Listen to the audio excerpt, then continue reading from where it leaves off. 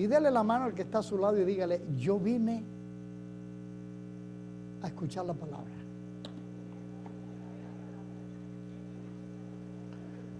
¿Usted sabe lo que significa eso?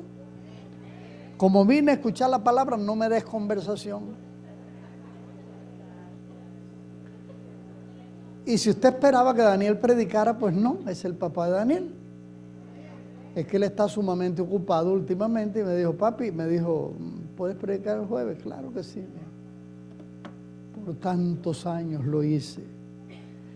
Vamos al Evangelio de Juan, capítulo 9. Evangelio de Juan, capítulo 9. Esto es un capítulo muy hermoso, muy largo. Vamos a ver hasta dónde podemos abarcar. Evangelio de Juan, capítulo 9. Jesús sana a un ciego de nacimiento, porque si usted no lo sabe, Él es nuestro sanador, sanador por excelencia, aleluya. Él es el todopoderoso para quien nada es imposible. Amén. Aunque usted no diga amén, para Él nada es imposible. El Señor es todopoderoso. Al pasar Jesús, vio a un hombre ciego de nacimiento. Y le preguntaron sus discípulos diciendo, Rabí, ¿quién pecó, este o sus padres, para que haya nacido ciego? Respondió Jesús, no es que pecó este ni sus padres, sino para que las obras de Dios se manifiesten en él. Me es necesario hacer las obras del que me envió, entre tanto que el día dura. La noche viene cuando nadie puede trabajar. Entre tanto que estoy en el mundo, luz soy del mundo. Vamos a detenernos acá, pero vamos a comentar primero los 3 primeros versículos. Al pasar Jesús vio a un hombre ciego de nacimiento y le preguntaron sus discípulos diciendo, Rabí, ¿quién pecó, este o sus padres, para que haya nacido ciego? Respondió Jesús, no es que pecó este ni sus padres, sino que las obras de Dios, para que las obras de Dios se manifiesten en él. Los judíos pensaban que cuando alguien estaba enfermo, era porque había cometido, si la enfermedad era grave, era porque había cometido un pecado grave. O de lo contrario, era una herencia que traía de sus padres que habían sido muy pecadores, etcétera, etcétera. Yo recuerdo, hermanos, cuando yo me convertí en el avivamiento, en aquella campaña evangelística, después, los que quedamos como fruto de la campaña, pues a veces venían algunos predicadores y enseñaban algunas cositas. Y entró a la iglesia la idea que si uno se enfermaba es que había pecado. De tal manera que alguien se enfermaba y no lo quería decir. Porque si decía estoy enfermo, ¿qué habrá hecho?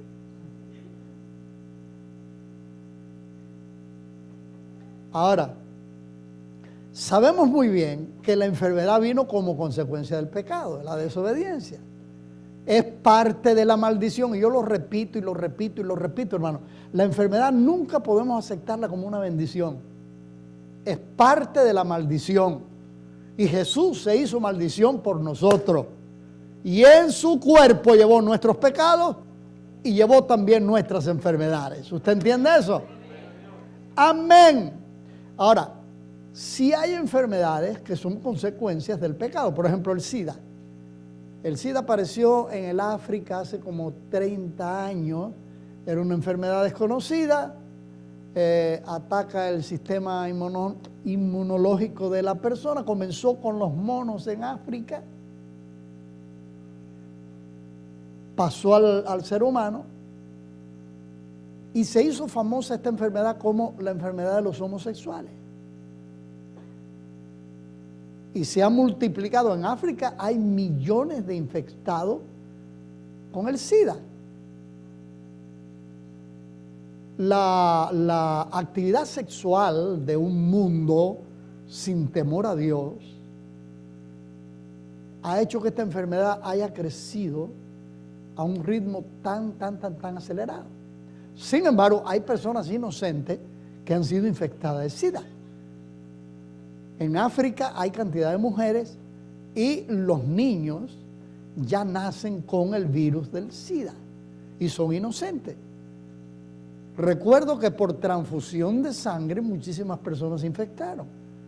Recuerdo hace muchos años en San Francisco, una monja le pusieron una pinta de sangre, estaba infectada la sangre y la monja murió de SIDA, siendo inocente. Amén. Quiere decir, hermanos, que no siempre la enfermedad viene como consecuencia de que alguien cometió un pecado terrible. A veces inocentes son también afectados. Ahora, el alcoholismo, que es un pecado, si usted no lo sabía, porque la Biblia dice que los borrachos no heredarán el reino de los cielos. Y el alcoholismo trae como consecuencia que el hígado se va endureciendo y la persona muere. El tabaquismo, que si usted no lo sabía también, es una atadura terrible, diabólica. La nicotina es una atadura peor que el alcohol y hasta que la droga. Quizás usted no me lo crea. Pero la persona que está enviciada a la nicotina le cuesta un trabajo tremendo. Oiga, aceptan a Cristo, están en la iglesia y no pueden dejar el cigarro. Una atadura terrible. Y va afectando los pulmones. Los pulmones se van también endureciendo, se van cerrando y ya la persona no puede respirar, necesita oxígeno y termina muriendo. Bueno, todo esto es consecuencia de una atadura, de un vicio, que la persona está atada por ese vicio y necesita liberación. ¿Y qué me dice de la droga? ¿Entendió? Ahora, si usted ve una persona enferma, que es un cristiano fiel, una cristiana fiel, no se ponga a decir, ¿qué habrá hecho? No necesariamente. ¿Entiende usted eso? ¿Está claro? Amén. Por eso Jesús dijo, ni este pecó ni sus padres. Esto es para la gloria de Dios, porque el Señor le iba a dar la vista. Gloria a Dios. Este ha sido un año en que la gripe a mí me abofeteó, me pateó, en octubre me vacunaron y con todo eso, no hombre. Y algunos aquí en la iglesia la han cogido por decir, pastor, ¿cómo usted se enferma? Una gripe que no debe ser de ninguna manera, porque el Señor nos sanó también de gripe. Aleluya.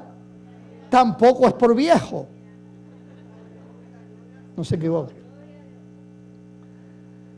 Amén. Pero no es que pequé. Oiga, si el diablo le está soplando por ahí, el Señor lo reprenda. Amén. Y el otro versículo muy importante en este capítulo es el 4. Me es necesario hacer las obras del que me envió, entre tanto que el día dura. La noche viene cuando nadie puede trabajar. Y el 5, entre tanto que estoy en el mundo, luz soy del mundo. Preste atención. La noche, el día para el Señor duró aproximadamente 3 años y medio, lo que duró su ministerio. Se cree que él comenzó su ministerio como a los 30 años y que duró aproximadamente 3 años y medio.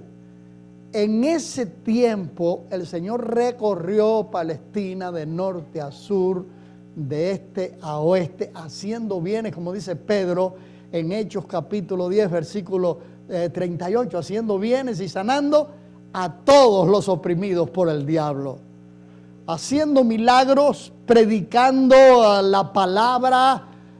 A veces no tenían tiempo de comer, no tenían tiempo de descansar, porque tenía un tiempo muy corto para hacer la obra que que el Padre le había encomendado. Y cuando él dice la noche viene, cuando nadie puede trabajar, es porque ya las sombras de los sufrimientos que venían sobre él ya estaban viniendo sobre su vida. Sin embargo, para la iglesia, el día de hacer la obra de Dios ha durado 2000 años. Todavía es de día. A ver si usted entiende este lenguaje que estoy usando. Todavía para la iglesia es de día para hacer la obra de Dios. Buscar las almas perdidas, orar por los enfermos, por los demoniados, por las personas cautivas, por vicios, etcétera, etcétera. Es labor de la iglesia. Cuando el Señor se fue, encomendó a su iglesia para hacer lo que Él ahora físicamente ya no iba a hacer, pero nos envió el Espíritu Santo para fortalecernos y animarnos. ¿Me está entendiendo o no me está entendiendo? La obra que Jesús hizo en 3 años y medio, la encomendó después a la iglesia. Llevamos 2000 años de día. En otras palabras, teniendo la oportunidad en algunos lugares con persecuciones terribles, en otros libertad religiosa como aquí, etcétera, etcétera. Y muchos países tienen libertad religiosa, otros tienen unas persecuciones terribles como en los países musulmanes, los países comunistas, etcétera, etcétera. La iglesia no se puede encerrar dentro de 4 paredes. Estuve 3 domingos predicando en la escuela dominical acerca de eso. La iglesia tiene que salir a buscar a los perdidos. Lo voy a repetir.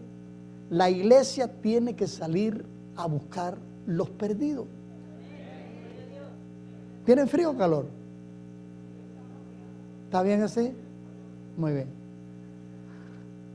Gloria a Dios. No he visto a nadie tapándose todavía. La iglesia. Porque la gente piensa que los ministros, los llamados al ministerio, los pastores, los evangelistas, tienen la obligación de salir a buscar a los perdidos. No. Cada creyente es un testigo de Jesucristo. Y cada creyente tiene la obligación de hablar. ¿A quién? Al que está a su lado. Los que viven bajo el mismo techo. Los vecinos, los compañeros de trabajo, etcétera, etcétera. Pastor, mire, hay una persona allá en el trabajo que yo quisiera hablarle, pero como yo no soy pastor y de pocas palabras, pues usted conoce toda la Biblia de Génesis, Apocalipsis de memoria, porque algunos piensan que uno se la sabe de memoria. Necesito que usted vaya allá a mi trabajo. No. La luz en ese lugar eres tú.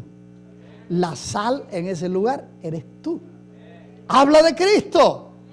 Amén. Si es en el trabajo, yo he dicho muchísimas veces, hermano, te pagan porque trabajen, no porque prediquen.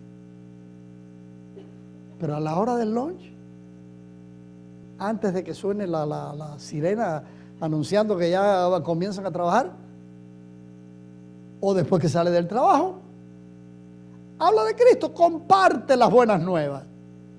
¿Qué digo? Di, por ejemplo, lo que tú eras, quién tú eras y lo que eres ahora, porque Cristo te cambió. Oiga, esa es la predicación que hay. Esa es la predicación que hay. El día para la iglesia ya dura 2000 años, pero déjame decirte que así como Jesús dijo, la noche viene, porque Él sabía que le quedaba muy poquito para ser traicionado y ser llevado a juicio y ser crucificado. Todos los acontecimientos mundiales nos están diciendo que la sombra de tribulación ya comienzan a cubrir esta tierra. Las profecías están cumplidas. La iglesia va a ser levantada en cualquier momento. Hermano, tenemos que darnos prisa. Tenemos que darnos prisa, porque cuando la iglesia sea levantada, ya no hay oportunidad. Dios va a tratar entonces con Israel y no con los gentiles. Como he explicado muchísimas veces, el injerto que somos nosotros va a ser arrancado y en su lugar va a ser puesto las ramas naturales. Lea Romanos capítulo 11. No se convencieron. Las sombras de la noche terrible de la gran tribulación.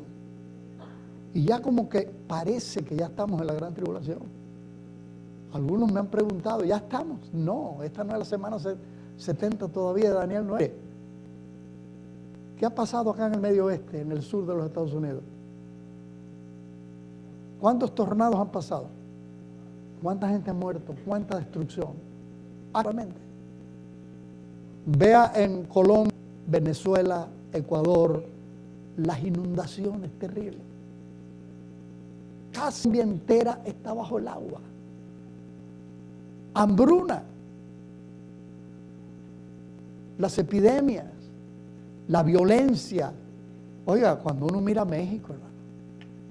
Hoy estaban hablando de un niño que comenzó a los 11 años, comenzó a matar. Acaban de agarrarlo. ¿Alguien aquí oyó esa noticia? Un malos espíritus que se le meten a la gente. La vida humana no vale nada cuando Dios dijo, no matarás. Parecería que ya estamos en la gran tribulación. No, pero las sombras de la gran tribulación se están extendiendo sobre esta humanidad. La noche viene, como dijo Jesús, la noche viene cuando nadie puede trabajar. Trabajemos ahora que todavía es de día. En Estados Unidos que todavía no hay persecución. Amén. Aleluya.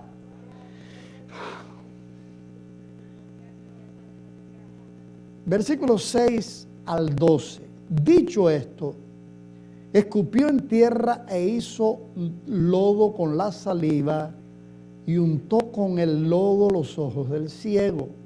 Y le dijo, parte en el estanque de Siloé, que traducido es enviar. Fue entonces y se lavó y regresó viendo. Entonces los vecinos y los que antes le habían visto que era ciego decían, ¿no es este el que se sentaba y mendigaba? Unos decían, él es, y otros, a él se parece. Él decía, soy. Y le dijeron, ¿cómo te fueron abiertos? Respondió él y dijo, aquel hombre que se llama Jesús hizo lodo, me untó los ojos y me dijo, ve y lávate. Y fui y me lavé y recibí la vista. Entonces le dijeron, ¿dónde está él? Él dijo, no sé. Lo que el hombre parece que no sabía era cómo hizo el lodo Jesús. Porque no lo... ¿Y cómo hizo el lodo Jesús?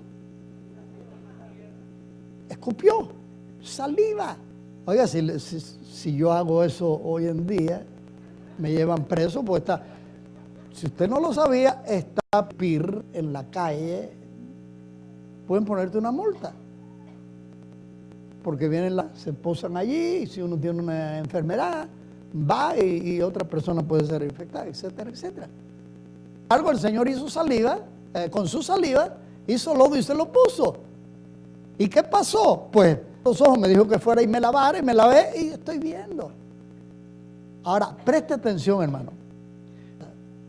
La mayoría de los creyentes en las iglesias tienen una... Si me imponen las manos,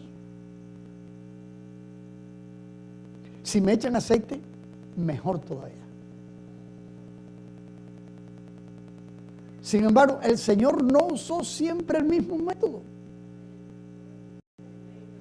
En algunos casos solamente dijo la palabra. En el caso de Lázaro, que estaba en el sepulcro 4 días de muerto, Lázaro, ven fuera. Y algunas personas le dijeron, sé sano. Como creíste que se ha hecho. Los 10 leprosos, vayan, muéstrense al sacerdote. De pronto se vieron sanos. Amén. En el caso del hijo de la viuda de Naín, tocó el féretro, no tocó el cuerpo, tocó el féretro. Le dijo, muchacho, levántate. Y se levantó. Con la hija de Jairo también. Le dijo, muchacha, a ti te digo, levántate. Y la chica de años se levantó, viva, estaba muerta. No siempre usó el mismo sistema. Amén. Y nosotros tenemos que dar nuestra fe según lo que nosotros. Si viniera Benegín, mi hermana María me dijo, no hace mucho tiempo, ay, yo quisiera ver a Maldonado. ¿Saben quién es Maldonado? El de Miami, pastor, evangelista, tiene una iglesia enorme. Ay, yo lo que me parece verlo en Iberoamérica así, como él hace. Entonces están condicionando su fe.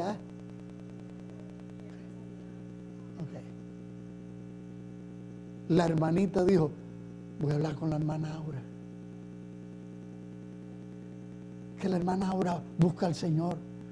Perdóname, mi niña. Es que tenemos esa costumbre. Amén. Si uno llama al altar, hay que imponer mano. Si no impone mano, no sucede nada. Y no es la forma, es la fe. No es la forma, sino el único que nos puede ayudar. Sin imposición de mano, Él sana. Sin ungir con aceite, Él sana. Y de todas formas, siempre y cuando nosotros le creamos a Él, a su palabra, a sus promesas. ¿Recuerdan aquel hombre que dijo, Señor, no tienes que ir? No, si yo mismo tengo hombres bajo mi mando y yo digo a este ve y va y el otro ven y viene. Di la palabra y mi mozo sanará. ¿Y cuál fue la palabra que le dijo? Ve. Y como has creído, te sea hecho. Y cuando llegó, preguntó a qué hora había sido sanado. Exactamente a la hora que Jesús le dijo, ve, conforme a tu fe te sea hecho. Esa misma hora fue sanado aquel hombre. ¿A qué distancia? No hay que condicionar nuestra fe en ninguna manera, Señor, como tú quieras hacerlo. Lo que necesito es que tú lo hagas. Amén. La mayoría de los cristianos tienen preferencia por pastores, por evangelistas, por hermanos de la iglesia, que ese sí ora, ese sí ora. Y a veces el Señor usa a quien menos uno se imagina. ¿Y saben por qué, hermano? El corazón.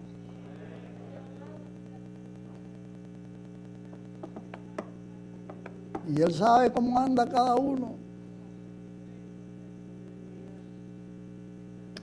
Puede ser un pastor famoso, un evangelista famoso y andar mal. Porque de que los hay, y a cada rato nos enteramos. Aleluya. Amén. Así que si te imponen manos, amén. Si no te la imponen, amén también. Si te ungen, amén. Si no te ungen, amén también. No es la forma, es tu fe. Es la fe la que recibe, es la fe la que recibe, y el que hace la obra es el Señor.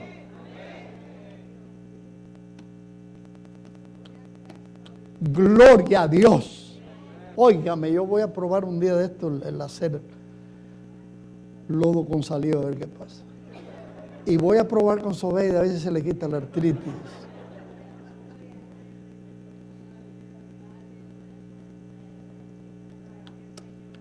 Mire, ella haciendo llamadas ahí, si me oye me dice, ¿ves chiquitica así? No, hombre, es tremenda.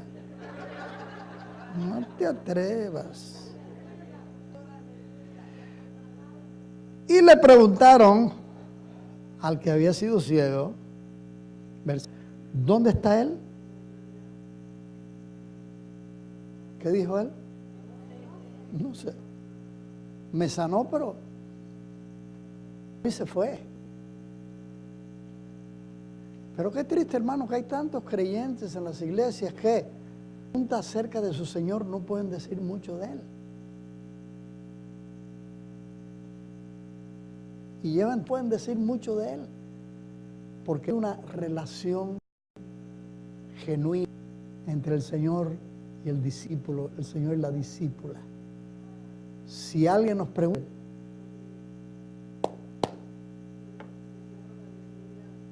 ¿decir qué? Lo que Él es. Amén. ¿Sí me entendieron o no me entendieron? Amén. Traten de entenderme, hermano, porque este capítulo es larguísimo.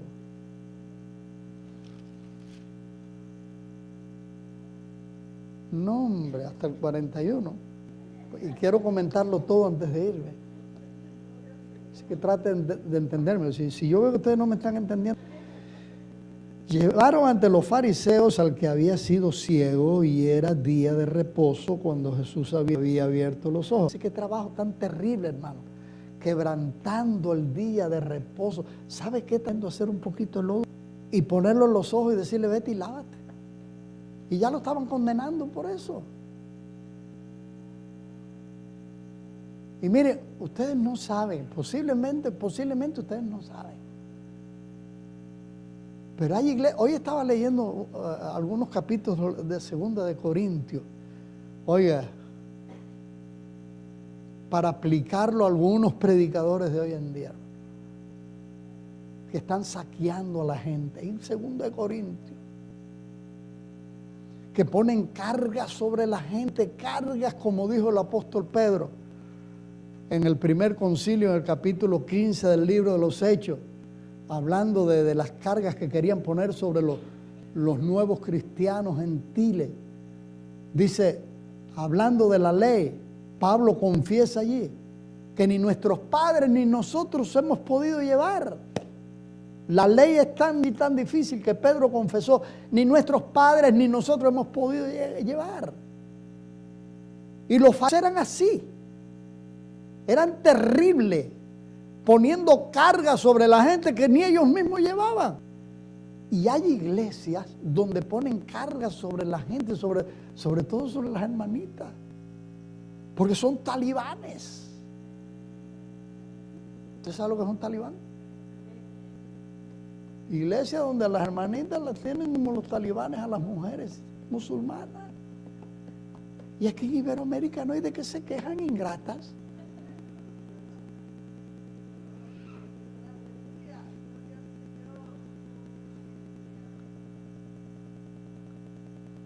Tenemos mucho que deberle al cristianismo, pero las mujeres más que los hombres. Sí, Señor. Gloria a Dios.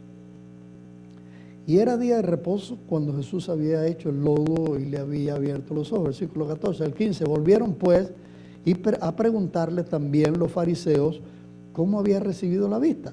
Él les dijo, me puso lodo sobre los ojos y me lavé y veo. Entonces algunos de los fariseos decían, ese hombre no procede de Dios. Un hombre ciego de nacimiento, el Señor lo sana y dicen que no procede de Dios. Por día de reposo. Mire qué ceguera, hermano. Otros pecadores hacer estas señales entre ellos. Entonces volvieron a decirle al ciego, ¿qué dices tú del que te abrió los ojos? Y él dijo, ¿qué? Pero los judíos no creían que él había sido ciego y que había recibido la vista, hasta que llamaron a los padres del que había recibido la vista y le preguntaron diciendo, ¿es este vuestro hijo el que vosotros decís que nació ciego? ¿Cómo pues ve ahora? Sus padres respondieron y les dijeron, sabemos que este es nuestro hijo, que este es nuestro hijo y que nació ciego. ¿Cómo no van a saber si eran los padres? Pero como vea ahora, no lo sabemos. O quien le haya abierto los ojos, nosotros tampoco lo sabemos. Edad tiene. Preguntadle a él. Él hablará por sí mismo. ¿Por qué? Porque le tenían terror a los fariseos. Esto dijeron sus padres porque tenían miedo de los judíos, por cuanto los judíos ya habían acordado que si alguno confesara que Jesús era el Mesías, fuera expulsado de la sinagoga. Por eso dijeron sus padres: ¿qué edad tiene? Pregúntenle a él. Entonces volvieron a llamar al hombre que había sido ciego y le dijeron: da gloria a Dios, nosotros sabemos que ese hombre es pecador. Entonces él respondió y dijo: miren, hermano, este versículo es maravilloso. Entonces él respondió y dijo: ¿qué dijo? Pero una cosa sé. ¿Qué cosa? Que habiendo yo sido ciego, ahora veo. Esto me hace pensar en aquellas personas que se creen saber todo acerca de teología, saber todo acerca de religión, y se burlan de personas que no tienen mucha educación, personas sencillas, así como nosotros. Se burlan. Y a ver, ¿tú qué sabes de? ¿Y tú qué sabes de? ¿Y tú qué sabes de? Pues no sé nada. Pero una cosa sé, que habiendo sido ciego espiritual, Cristo me dio la vista. ¡Aleluya!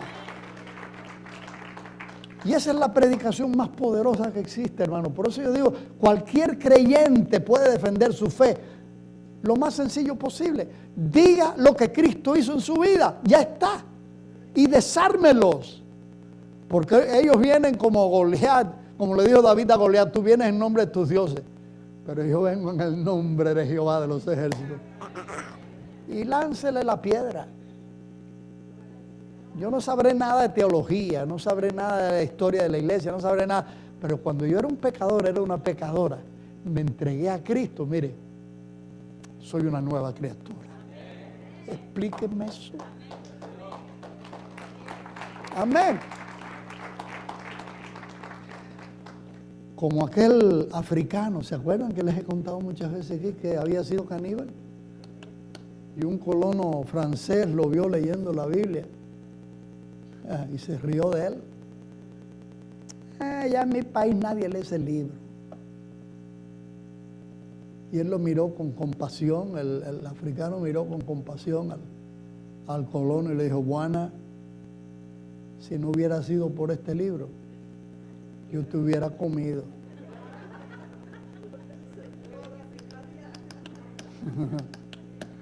Porque Cristo transforma, Cristo cambia, Cristo salva.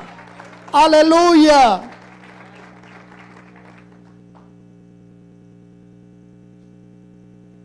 Amén. Entonces él respondió y dijo: Señor, no lo sé.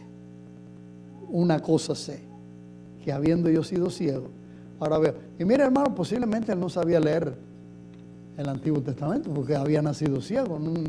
¿Quién lo enseñó? No existía el braille en aquel entonces, así que era analfabeta el hombre. Pero había tenido una experiencia transformadora. Le volvieron a decir: ¿qué te hizo? ¿Cómo te abrió los ojos? Y él, ya cansado, le respondió: ya os lo he dicho y no habéis querido oír.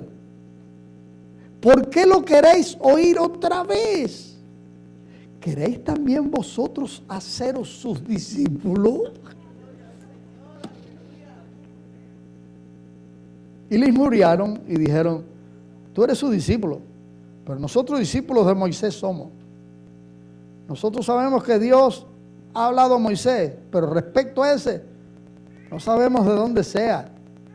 Respondió el hombre y le dijo: pues esto es lo maravilloso, que vosotros no sepáis de dónde sea, y a mí me abrió los ojos.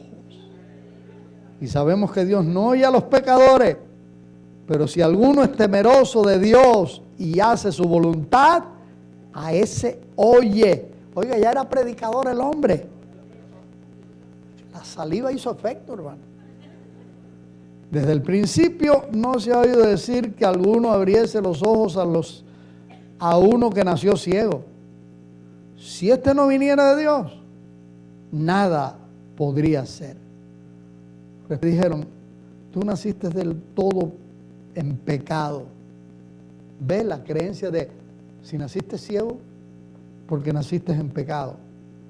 Y nos enseñas a nosotros y le expulsaron.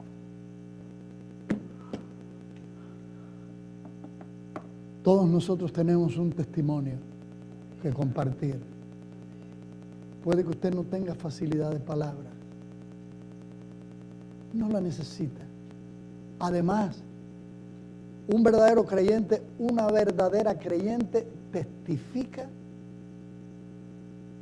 sin palabra, aún sin palabra. Voy a repetirlo. Un verdadero creyente, una verdadera creyente, aún sin palabra, testifica. Su manera de vivir, la gente la está observando. Su manera de hablar, de actuar, la gente está observando. Y sin pronunciar palabra, está predicando. Tristemente, hermanos, las iglesias están llenas de personas que dan el mensaje opuesto. No son honestos en sus negocios.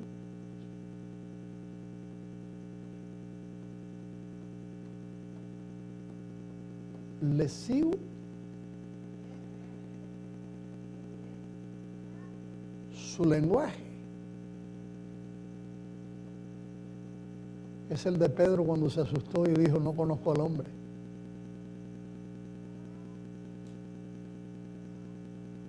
Mienten con facilidad. Por favor, si usted es así, no diga que es de Iberoamérica. Diga que es de otra iglesia, la San Matías o la Santa Marta.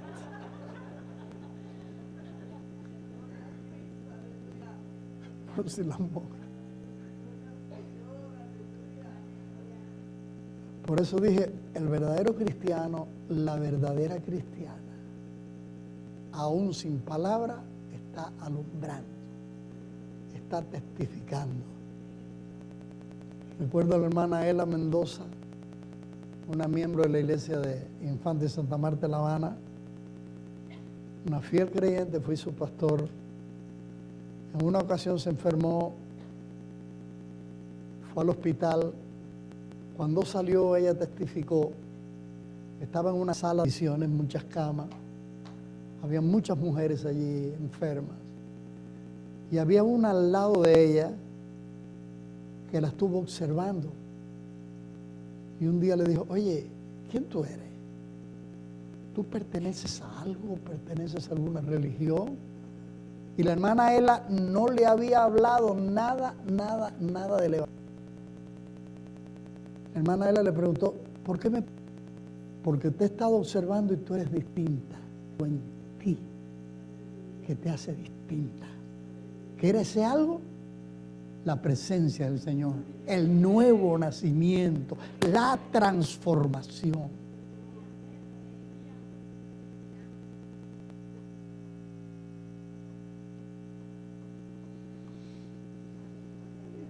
Como dice mi hijo Juan, ya aterricé.